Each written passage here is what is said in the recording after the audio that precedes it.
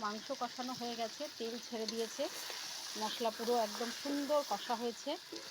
তো আমরা কষা রাখবো না, একটু ঝোলঝোল করবো, তাই দিয়ে দেবো এখন জল। ঢেলে দিলাম জল।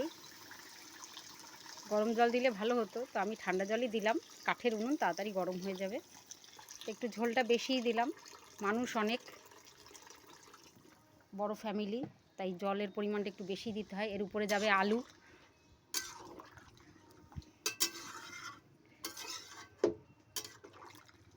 এইবারে ফুটে উঠলেই আলু দিয়ে নামিয়ে দেবো, কারণ মাংস কষা হয়ে গেছে, একদম সেদ্ধও হয়ে গেছে। আগুন জ্বলছে।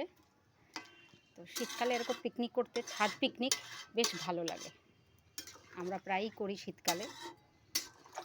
তো এবছরেরটা প্রথম আজকে শুরু হয়ে গেছে, সানডে স্পেশাল।